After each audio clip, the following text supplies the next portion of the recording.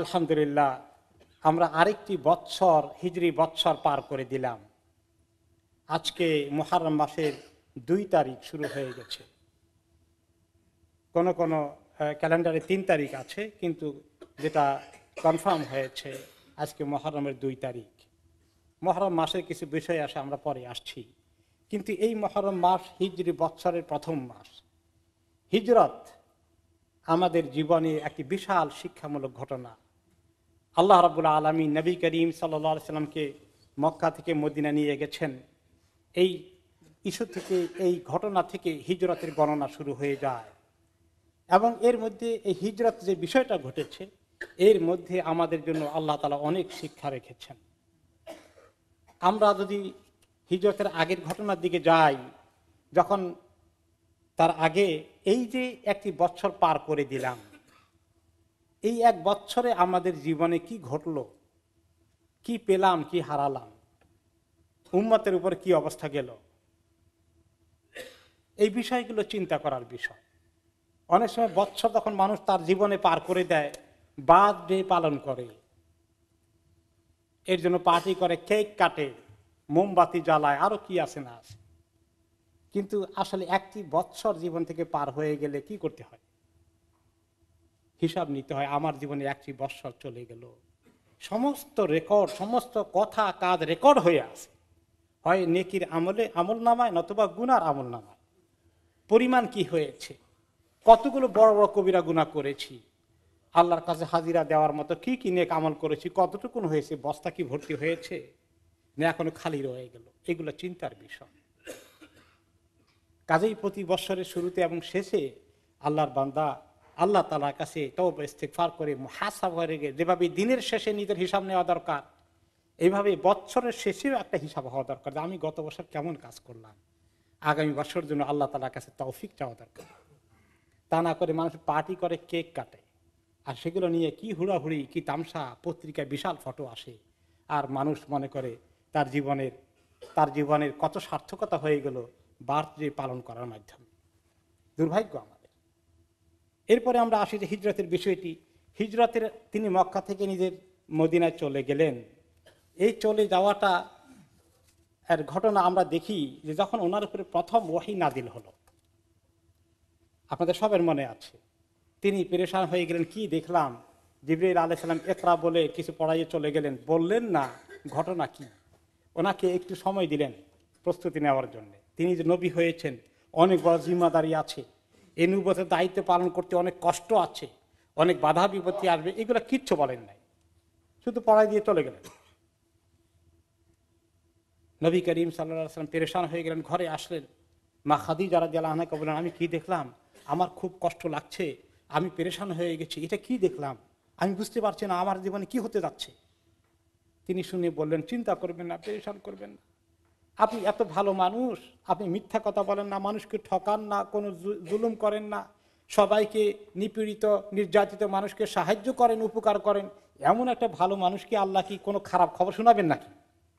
কোনো চিন্তা করবেন না।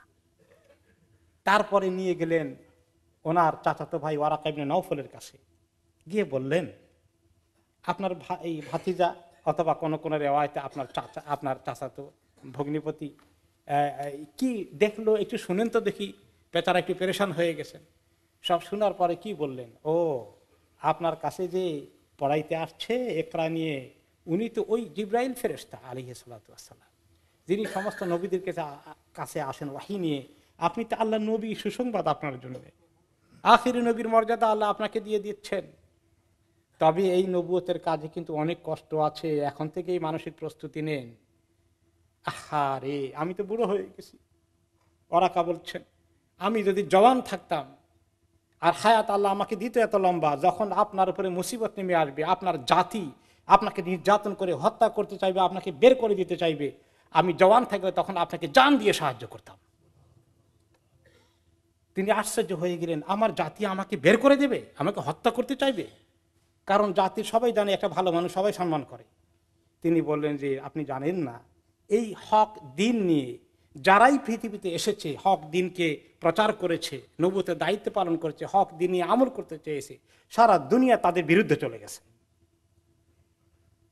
আমরা যখন দেখি দুনিয়া শুধু সারাদিন ইসলামের বিরুদ্ধেই চলছে, শুধু পত্রপত্রিকা মিডিয়া খুললেই খালি দেখি ইসলামের বিরুদ্ধে একটা না একটা বাহির হচ্ছে, আমরা আশ্চর্য হয়ে যাই, কি মুসিবতে পড়লাম, কি জমানায় আসলাম, কি দুনিয়ায় আসলাম। তো অন্যান্য নবীদের জামানার দুনিয়া কি খুব ভালো ছিল? কোনো চ্যালেঞ্জ নাই, কোনো মুশকিল নাই, কোনো মুসিবত নাই। এখানে প্রথম একটা শিক্ষা দেখতে পাই যে ইসলাম নিয়ে চললে, ইসলাম নিয়ে ধরে থাকতে হলে পৃথিবীতে চ্যালেঞ্জ আছে। এরপরে দেখি নবী করিম সাল্লাল্লাহু আলাইহি ওয়াসাল্লাম হিজরত উপলক্ষেই ওনাকে যখন তারা ঘেরাও করে ফেলেছে যে এবার হত্যা করে ফেলবে, রাতে ঘেরাও করে ফেললো, আজকে রাতেই হত্যা করতে হবে, দারুন নাদওয়াতে মিটিং করে ঠিক করে ফেলল। আল্লাহ তাআলা ওনাকে খবর পাঠিয়ে দিলেন জিবরাইল আলাইহিস সালামের মাধ্যমে চলে যেতে হবে। আল্লাহ তাআলা চান নবী করিম সাল্লাল্লাহু আলাইহি ওয়াসাল্লাম যেন তার দায়িত্ব পালন করার জন্য হায়াত পান। আল্লাহ তাআলা বলেন আপনি বের হয়ে যান। আবু বকর রাদিয়াল্লাহু আনহু বের হয়ে গেলেন। 3 দিন কোথায় ছিলেন? গারে সাওরে। সেখানেও অলমোস্ট ধরার জন্য ওনার সামনে চলে গেল, পাও দেখা যাচ্ছে, তারা ওনার গুহার সামনে এসে গেছে। আবু বকর রাদিয়াল্লাহু আনহু অস্থির হয়ে গেলেন, ইয়া রাসূলুল্লাহ, তাদের পাও দেখা যায়, তারা নিচের দিকে তাকাইলে, গুহার দিকে মাথা দিলে আমাদেরকে পেয়ে যাবে। তিনি বললেন কোনো চিন্তা করো না, আল্লাহর উপর তাওয়াক্কুল করো, দুশ্চিন্তা করছে মোটেই হো না, আল্লাহ আমাদের সঙ্গে আছেন। ইতমিনান। 3 দিন পরে আল্লাহ তাআলা হেফাজতের সাথে নিয়ে গেলেন মদিনা। যাওয়ার পথেও এই মদিনা দ্রুত যাচ্ছেন, কারণ কাফেরদের দল খুঁজে খুঁজে বেড়াচ্ছে, কোথায় পাওয়া যায়, ধরে আনলে হোক, আর জীবন্ত আনলে, মৃত আনলে 100 উটের পুরস্কার। কাফেররা দলে দলে ছুটছে ওনাকে ধরার জন্য। তিনি দ্রুত গতিতে মদিনা যাচ্ছেন। এই অবস্থায়ও যাওয়ার পথে বেদুইন কবিলার লোকদের সঙ্গে দেখা হলে তাদেরকে দাওয়াত দিয়েছেন, ইসলামে দাখিল করেছেন। তাহলে এই মারাত্মক অবস্থায় ইসলামকে ছাড়েননি এবং ইসলামের দায়িত্ব ইসলাম পালন করেছেন এবং মানুষকে দিনের দিকে ডাকার কাজ করেছেন। আজকে যখন ইসলামের বিরুদ্ধে এরকম অপপ্রচার আমরা দেখি, আমরা মনে করি ইসলামের কথা আর বলা যাবে না, সর্বনাশ, ধরে ফেলবেন, শেষ করে দিবে, আর কথা বলা যাবে না, এখন চুপ করে থাকো। তাই নাকি? রাসূলুল্লাহ সাল্লাল্লাহু আলাইহি ওয়াসাল্লাম ওই অবস্থাতে ইসলামের দাওয়াতি কাজ করেছেন। আল্লাহ তাআলার উপরে ইয়াকিন, তাওয়াক্কুল প্রথম জিনিস। ঘাবড়িয়ে যায়, ভয় পেয়ে যায়, পালিয়ে যায়, চুপ করে যায়, হক কথা দাওয়াত স্টিল দিতে হবে, আল্লাহর উপর তাওয়াক্কুল করতে হবে, আল্লাহ তাআলা আমাদের সঙ্গে আছেন, এই সমস্ত কথাগুলিকে ইয়াকিন করতে হবে। এইভাবে আমরা যদি দিনই দায়িত্ব পালন করি, যে প্রথমত আমাদের জীবনে যখন এরকম দাবাও আসে, প্রেশার আসে, আমাদের জীবন থেকে দিনের কিছু কমিয়ে দেওয়ার চিন্তা করব নাকি? আমাদের দিনদারি, আমাদের ধর্মকর্ম, আমাদের দিনই তালিম, আমাদের দিনই কাপড় চোপড়, আমাদের চেহারা সুরত, দাড়ি টাড়ি কিছু কামাই টামাই ফেলে শেষ করে দেবো নাকি? আমরা দিনকে ধরে রাখি, আল্লাহর উপর তাওয়াক্কুল করি। এবং নবীরা চ্যালেঞ্জের মোকাবিলা করেছেন। ইসলামী জিন্দেগি যাপন করতে হলে এরকম সংগ্রাম করতে হবে, এরকম বিপদ আপদে আসলেও অটল হয়ে টিকে থাকতে হবে। তাহলে আল্লাহ রাব্বুল আলামিন আমাদেরকে বিজয় দান করবেন দুনিয়াতে এবং আখিরাতে। ওয়াল আকিবাতুল মুত্তাকিন, মুত্তাকিদের জন্য আল্লাহ তাআলার পরিণাম ফল। কোন কোন সময় হয়ে যায় যে শুধু ত্যাগ আর কোরবানি, কোনো বিজয় দেখা টাকা যায় না। এটা অনেকের মনে প্রশ্ন আসে। তার উত্তর হচ্ছে যে আল্লাহ তাআলা বলে দিয়েছেন, যা আল হক ওয়া যাহাকাল বাতিল ইন্নাল বাতিলা কানা যাহুকা। যত চেষ্টা করা হয়েছে, মুসলমানদের কোরবানি হয়েছে, কিন্তু দিন কি অটল হয়ে টিকে আছে, জলজল করছে এখনো নাকি নাই? আছে। আর এগুলা কি যারা মোকাবিলা করতে এসেছে, তাদের আদর্শগুলো, তাদের ধর্মগুলো কতটুকুন ঠিক আছে না নড়বড় করছে? তাদেরগুলো নড়বড় করছে। যদিও তারা বাতিলকে ছাড়ে না, কিন্তু তারা জানে এই বাতিলটার কোনো ভিত্তি নাই। কাজেই এই তাওয়াক্কুল করতে হবে এবং আল্লাহর ভরসা করে এই দিনকে ধরে রাখতে হবে। এটা হচ্ছে আমাদের হিজরতের বিশাল শিক্ষা। আমরা এই মুহররম মাসে কিছু আমল আছে, আমরা কিছু আগামী সপ্তাহে মুহররমের শিক্ষা আমরা নেব ইনশাআল্লাহ। যে কারণে মুহররম হয়েছে, মুসা আলাইহিস সালামের উপরে যে নির্যাতন এসেছে একই অবস্থায়, কিভাবে আল্লাহ তাআলা ওনাকে সাহায্য করলেন, আল্লাহ তাআলা তৌফিক দিলে আগামী সপ্তাহে আমরা সেটা শুনবো। তবে মুহররমের কিছু আমল আছে, আমরা একটু শুনি। আল্লাহ তাআলা প্রত্যেকটি মাঝে মধ্যেই 1 মাস পরে, 2 মাস পরে, 3 মাস পরেই দেখা যায় একটা বড় ফজিলতের আমল চলে এসেছে। আল্লাহ তাআলা আমাদেরকে গাফলত থেকে উদ্ধার করে একটু আমলে ঢুকাইতে চান বেশি করে। তার মধ্যে অন্যতম একটি আমল হচ্ছে এই মুহররম মাসের রোজা। মুহররম মাসের একটি দিন যেটা আছে সেটা হচ্ছে আশুরার দিন। নবী করিম সাল্লাল্লাহু আলাইহি ওয়াসাল্লাম মদিনায় এসেছিলেন। মদিনায় ইহুদিরা আশুরার দিনের মুহররমের 10 তারিখে রোজা রাখে। জিজ্ঞেস করলেন কেন রাখো?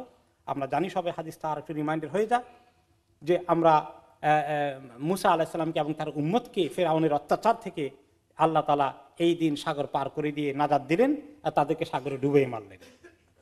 সেই জন্য মুসা আলাহিসাল্লাম তারপর থেকে আল্লাহ শুকর আদায় করার জন্য এই রোজাগুলো, এই দিনের রোজা রাখতেন। আর আমরাও সেই দিন থেকেই এই রোজা রাখা শুরু করেছি, আর ছাড়িনি।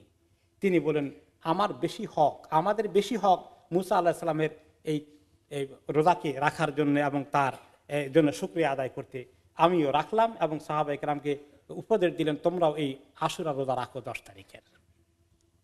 তারপরে তিনি অবশ্য বললেন যে আগামী বছর আল্লাহ হায়াত দিলে, বেঁচে থাকলে আমি 9 তারিখও রাখবো, 2টা রাখবো, শুধু একটা না ওদের মতো।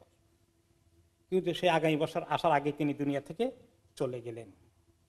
আর তিনি এই একদিনের রোজা রাখার ব্যাপারে বলেছেন যে এই একটি দিনের রোজা রাখলে আমি আশা করছি আশুরার দিনের রোজা আল্লাহ তাআলার কাছে গত 1 বছরের গুনাহ মাফ করিয়ে দেবে। আর 2টা রাখলে ফজিলত বেশি। তা আশুরা পড়ছে আগামী শনিবার, কালকে শনিবার না, আগামী শনিবার। আর তার আগের দিন 9 তারিখ শুক্রবার তাসুয়া, সেটা হচ্ছে শুক্রবার। এই 2টা দিন বেশি ভালো। আর কেউ কেউ 3 দিন রাখেন, সেটা আরো ভালো। তা সেটা হবে শুক্র শনি রবি।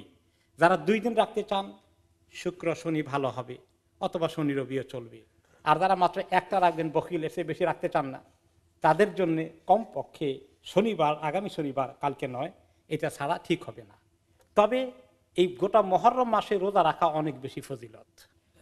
নবী করিম সাল্লাল্লাহু আলাইহি ওয়াসাল্লাম বলেছেন যে এই রমাদানের পরে, ফরজ রোজাটার পরে আর সবচেয়ে উত্তম নফল রোজার মধ্যে সর্বশ্রেষ্ঠ হচ্ছে আশুরা রোজা।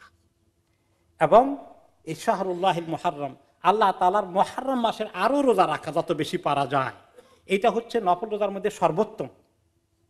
কারণ তাহলে 1 দিন 2 দিন 3 দিন নয়, এই মাসে যত বেশি নফল রোজা রাখা যায়। এই মাসটার নাম রাখা হয়েছে আল্লাহ তাআলার মাস। মুহররম মাস আল্লাহ তাআলার মাস। আর কোন মাস আমাদের মাস? সবগুলোই আল্লাহ তাআলার মাস। কিন্তু একটি দিনকে আল্লাহ বলছেন যে আল্লাহর মাস। তার মানে এই মাসটা অনেক ফজিলতের মাস। এই মাসে বেশি দিন রোজা রাখা অনেক সওয়াব হয়ে যাবে।